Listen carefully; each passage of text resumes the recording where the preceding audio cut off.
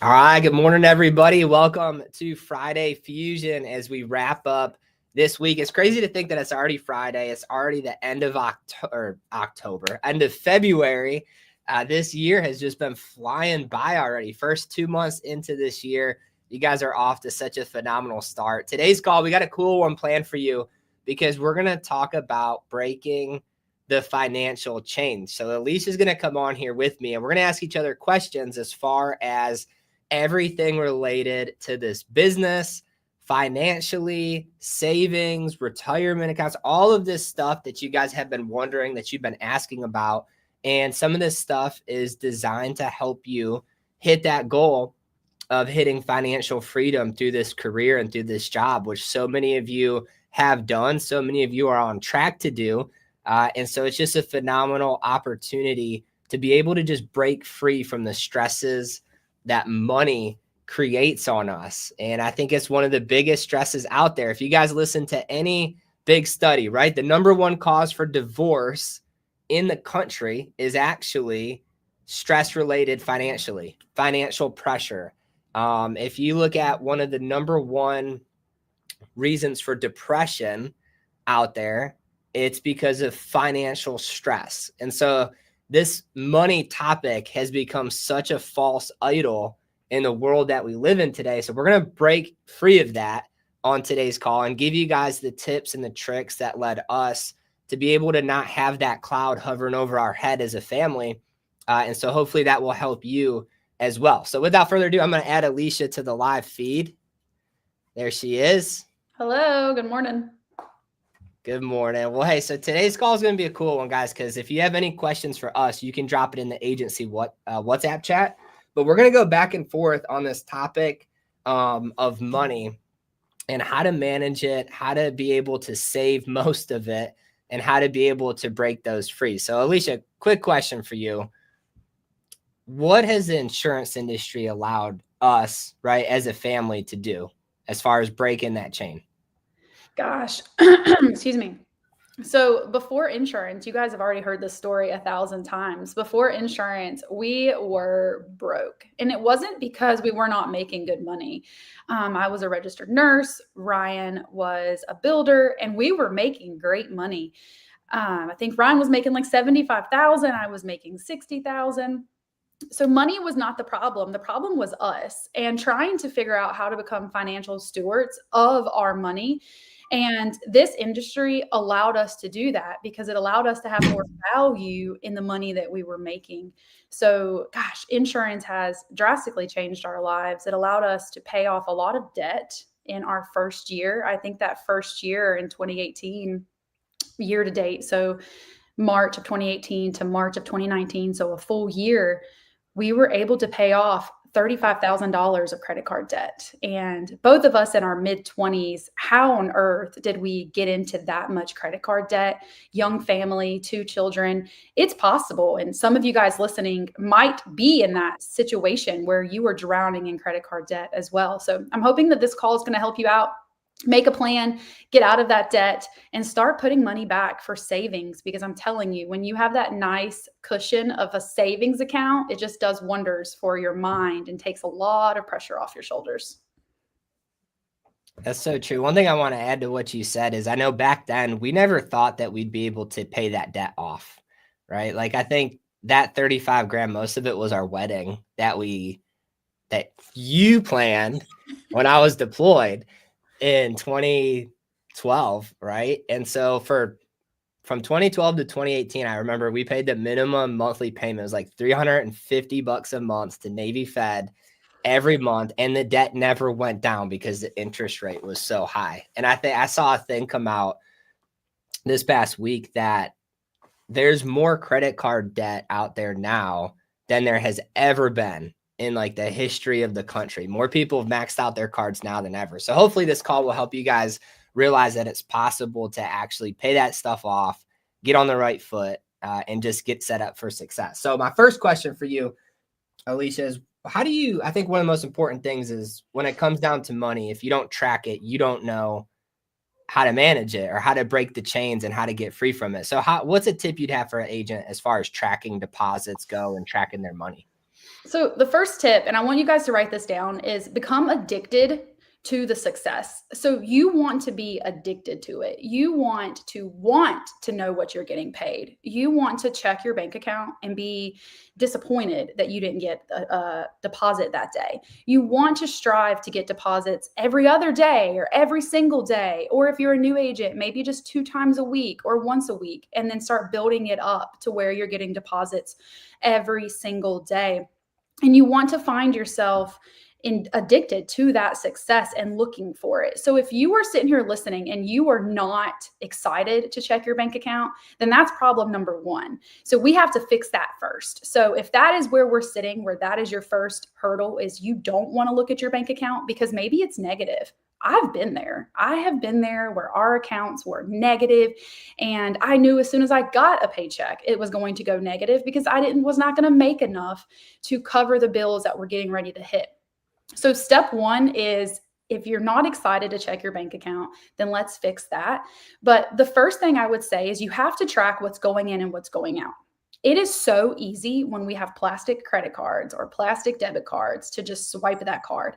My 10-year-old and my 8-year-old think it's just free money, right? Just get your card out. It's fine. We don't have to have money. Just pay with your card. Don't have the mindset as a child, right? How fun is that to just think that you can just pay for anything with a card and it's okay. Just put your card information in here, mommy, and buy this game for me. You don't have to have money. As adults, we know that's not accurate.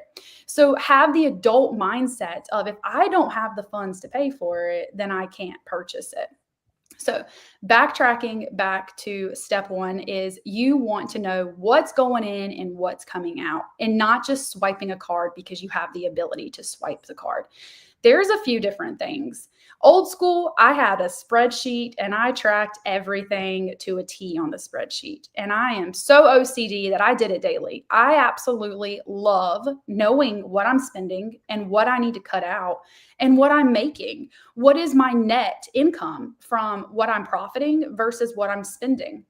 Am I staying the same, or am I going backwards, or am I going forwards in my business?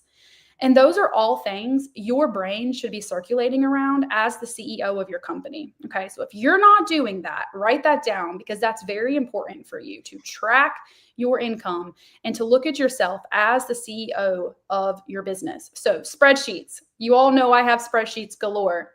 We have the income tracking spreadsheet, the debt tracking spreadsheet, the lead tracking spreadsheet.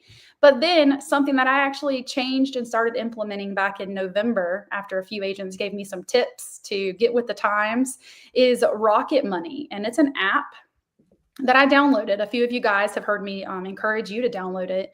And it's been amazing. This app is your entire financial situation built into one application.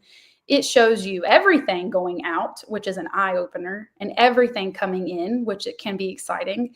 And it also shows you your net worth. It shows you your credit cards. It shows you your mortgage, your rent, your vehicles. So you can plug all of this into this app, and it will sync across the board with every single bank that you have a loan with, or that you have a checking, savings, or business account with. So if you're not tracking yourself, you have to figure out a way to do it. It is necessary.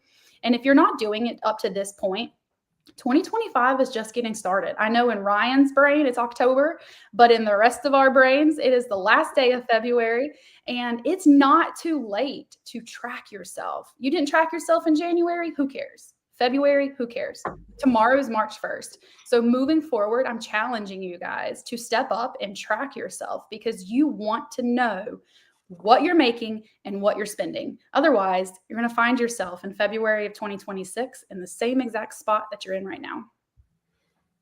Such good tips. I remember when we first got started, like you were talking about being addicted to it. I remember thinking, like, wait, so you can go to one house, help one family out with a policy, and get paid what you would have gotten paid in 2 weeks. And so guys, like, if you're not viewing this job like that, like if you're waking up every day and you're viewing it like, oh, I got to go call this lead, or I got to go knock on this door, you get to do those things, right? Like the way you become financially free is spend less money and make more of it. And you have the chance to do both of them concurrently in this job. You're not capped at what you're making. So I love that. The app she said again was Rocket Money. And we've tried a lot of different money apps as far as tracking money. Rocket Money's definitely been the best one so far because it's actually accurate and it shows you your deposits and all that. So that's a really good one. The other thing I love is they let you pay like whatever you want to pay per month, right? Mm-hmm. Yeah, so you get I thought to that was pick. pretty cool. They think Yeah. that their services are extremely valuable to you. So they allow you to pick what you want to pay. If that's $5.99, $7.99, $9.99, it has a blank spot that you can just put in what you want to pay. So I thought that was pretty sweet that they feel like they're going to hold so much value that you can put a price tag on what they're worth. So I thought that was pretty awesome. Ryan, I have a question for you. So agents get started. They are tracking their spending, they're tracking their deposits. At what point in their business do they need to start looking at corporations or LLCs for themselves? I would say right away, because whether or not you make $50,000 in a year, or you make $500,000 in a year, you're going to get the same tax advantages from having a business entity regardless. So why not save the money? So if you're a brand new agent, right, I don't think it's like, oh gosh, I got to run and figure out how to create a company. Like, get your feet wet, start learning how to sell, get some deposits coming in. I think once you you get to the point where you're making $4,000 or $5,000 a month consistently, then it's worth you looking into starting a business entity. And it's so simple to do it, guys. All you have to do is go to your state's website, right? In North Carolina, it's the North Carolina Secretary of State, but every single state is going to have the same type of website. And you just do an online filing. Most states, it costs $100 to $150, and your business entity gets approved like that. And then you can start funneling your money into a business account and then taking advantages of what a business entity will do from you from a liability perspective, from a tax perspective, and ultimately just from an organizational perspective of all your deposits go into a business bank account, and then you pay yourself out of that. One of the biggest reasons agents stay stuck financially is because they'll make a bunch of money in this job quick, and then they think all of that is their money, and it's the wrong attitude, right? It's your business's money. You only get paid a set salary. You know, even with our company right now, me and Alicia pay ourselves a set W-2 salary. That's it. The rest of the money stays in the company to grow the company. So once you start evolving into that attitude, you're going to start saving a lot more money. Yeah, absolutely. I think that when you're looking at corporations and LLCs, if you're like me, that stuff is over your head. Like, did not pay attention in history in high school or college, and not in the don't history know class. ethics, not history. What's it called? Oh my gosh. I don't even think they teach that that in high speaks school. volumes, right? I have no clue. Okay. I am good at math, and we'll leave it at that. You all already know I'm really bad at literature too. So Ryan, what does corporation mean? What does LLC mean? How do these agents know which ones that they even need to set up? Yeah, definitely. I would say 99% of agents need to do an LLC route. So the difference between the two, a corporation, all right, the owners are shareholders. And in an LLC, the owners are members. But with a corporation, the corporation gets taxed, then the shareholders get taxed. So there's like a double tax penalty there. The benefit of a corporation is when you're trying to expand, right? And you have multiple shareholders, you want to take on a bunch of private money, different things. You want to really grow it into something huge. That's what a corporation's designed for. An LLC, picture it as more of a simple business entity to have. Whatever you make in your LLC gets passed through right to you. You get to pay the taxes on it, right? So it's very simple to do an LLC versus a corporation. It's easier to manage too. But both have benefits. I think corporations used to be like, the number one thing, everybody did them, but now it seems like more and more business entities, even some of the largest companies in the world, are LLCs and not corporations. Awesome. Hopefully you guys are taking lots of notes here. I know this is some valuable information for you. Ryan, do you have another question for me?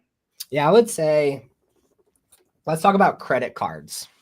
So this is a hot topic for a lot of people. Some people say you should never use a credit card ever. If you have them, you should cut them up. Other people are like, you put everything on the credit card. So what is your opinion when it comes to credit cards? So credit cards are my favorite. If you've ever picked my brain about this, you see me smiling and grinning right now because I absolutely love them. Credit cards got me in a lot of trouble. Like 18 years old, get the American Eagle credit card, 19, the Belk credit card, the Lowe's credit card, the Victoria's Secret credit card, right? When you were a young adult, all these companies toss credit cards at you. Those are bad.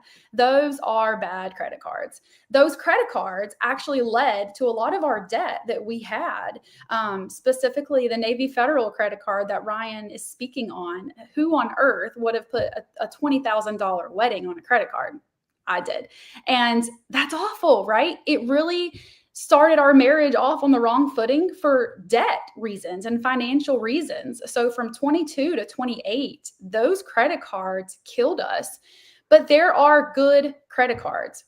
If you have not found yourself with a good credit card yet, let's talk, because there are so many different credit cards that you could utilize in your personal life and your business life to really get the benefits of free stuff and free air miles, free hotels.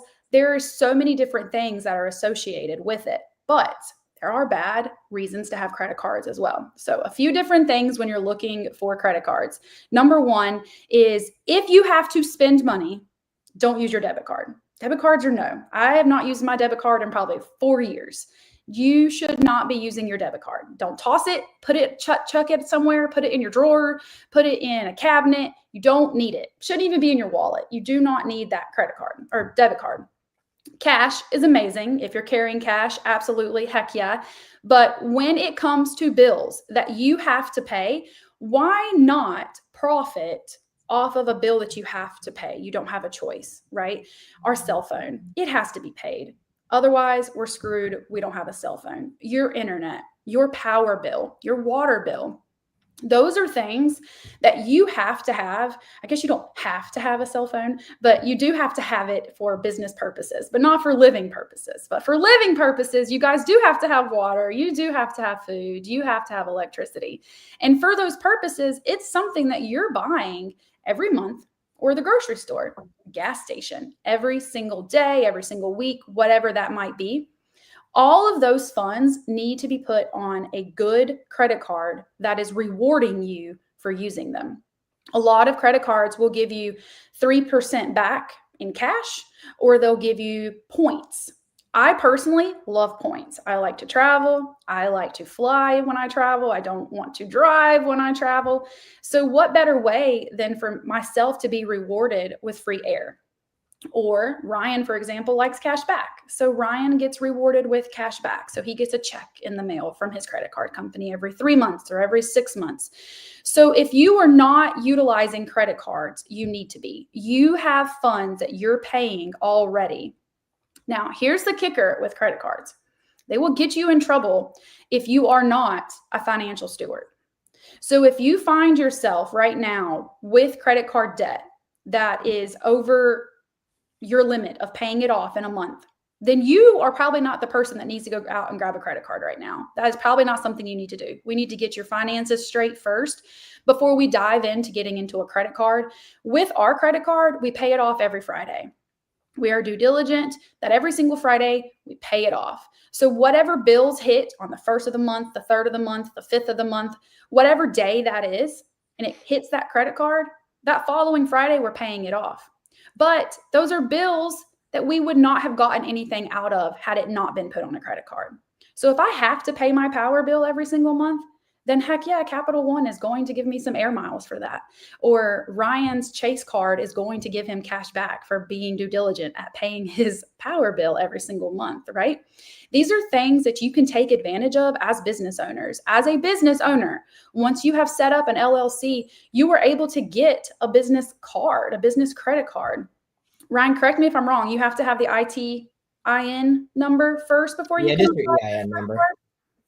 Yeah, you just need your EIN number for your business to get a bank account or a credit card. Yep. So once you have that and you're then getting a business credit card, that is the best way to track your spending for your taxes, for your CPA, for your tax person. They're able to just pull those statements and dive right into what you spent as the business owner. Those business credit cards are also going to give you more deals than what a regular credit card is going to give you as far as rewards. But when Ryan and I fly to Cancun in July, I have enough miles right now that we will be flying for free. And that is amazing. Now, that's miles that's been built up over the past few weeks, past few months. Maybe it's even been a year. I don't quite know. But those are miles that I've had to spend for purchases that are required for my life and my business life to proceed. So if you're not taking advantage of that, you are definitely missing out. But like I said, if you have credit cards right now that you are not able to just pay off, then this is probably not the route we need to look at right yet. We need to figure out how to pay some credit cards off first before we start utilizing credit cards, because they do have interest. And if you are having to make interest payments on a credit card, then that is not being financially smart. So credit cards work in your favor when you can pay them off and you do not have interest tacked on to it. For sure. To add to what she said there, the only money we're putting on the credit card is stuff we have to buy. And it's stuff that does not charge you a fee for using a card to pay it. So like if you, some bills, you know, when you guys go to check out, it'll say, oh, it's a 3-4% fee to use your card. We don't use the card for that.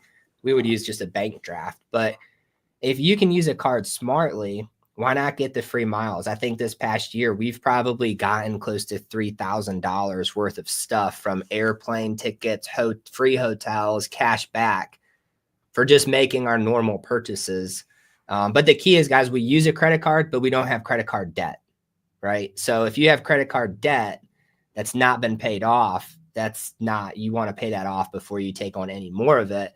But for a business, it's so easy to track your tax deductions when you're swiping your business credit card at the end of each month. All your transactions are there. Very simple. You might as well profit off of it. But if you're somebody who's like, that, come Friday, I'm not going to pay it off, don't do it, because you're going to be paying 30% interest on your card and it's going to put you in a hole. So that's pretty good. One thing I wanted to hit with you guys too is retirement accounts.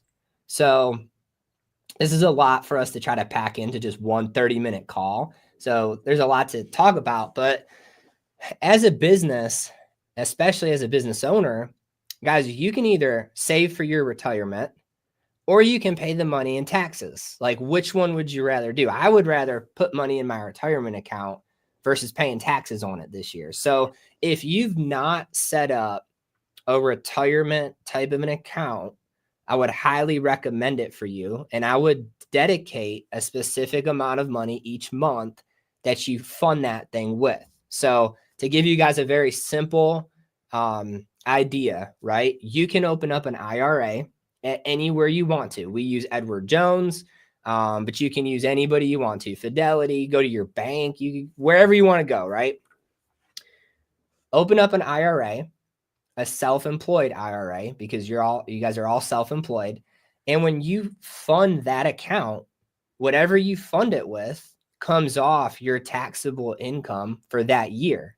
Now you're going to have to pay taxes on it down the road, right? When you go to draw it off. But for this year, it's at least saving you some money and forcing you to save for your retirement. Social Security is not going to be enough money for you to live off of when you're older, right? It might not even be there. So if you guys can start doing that, let's say you make $100,000 this year and you put $20,000 into that retirement account, well, you're getting taxed on 80 grand, not 100. You're saving yourself money now to pay yourself later, right? And one thing I would always recommend is maxing out those contributions. So there's a Roth contribution, which means you're funding it with money you did pay taxes on, but when you draw it out later, you don't have to pay taxes on it, but there's a limit to how much you can do. And then anything over that, fund it traditionally each year. I heard a great quote today, and the guy said it was a 50-50 rule. He spends 50% of his money as if he's going to die in 50 days,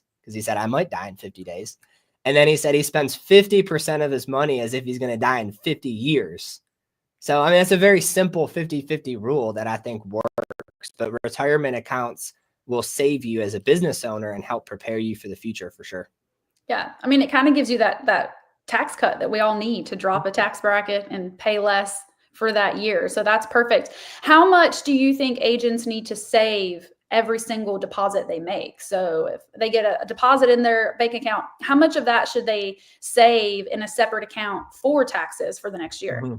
For taxes, 25%. So I think that's a high number, right? A lot of you guys are going to find what you're really paying taxes on is about 10 to 15% of what you're making by the time you do deductions and different things. But if you could save 25%, it just always leaves a cushion there. There's nothing worse as an independent agent making money, not paying taxes on the money you're seeing come throughout the year to get your tax bill at the end of the next April and be like, I got to send a check for $20,000 to the IRS or whatever, right? That's a good problem to have. That means you made a lot of money. But if you don't have that money saved, it could really put you in a hole. So every time that you get paid, and this is something we've done in insurance, this is something that I did when Alicia was a nurse and I was a general contractor, right? Just every single deposit that we saw hit the account, 25% of it automatically went to an account. It was just a savings account, money market. So you get the most interest for your money.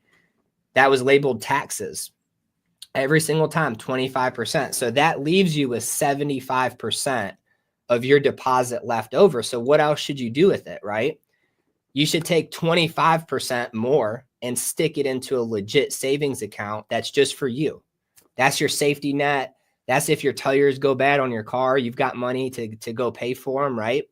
And then you're living off of the 50% that's left over. So ideally out of that, you'd have some for retirement. You would put, 10, 15% back into your business for leads and marketing and gas and all that good stuff. But guys, you really should get to the point where you can survive off of 30% of what you're making as a business owner. That should be like the 30% is what you're just having fun with. Just play money, do with it whatever you want to. But the rest should be structured in a way that you're planning. Because if you don't plan, you would be shocked. Money will come in and money will disappear and you'll have no idea where it went. We have so many agents, and we've fallen into this trap before too, where they were at a job making $2,000, $3,000 a month. They start this career, they're making $10,000, $15,000, $20,000 in a month. And they're like, where did all the money go? Like, I made what I made in a year in 1 month. Where did all the money go? And so you got to plan for that, or I promise you it will grow legs and just disappear on you.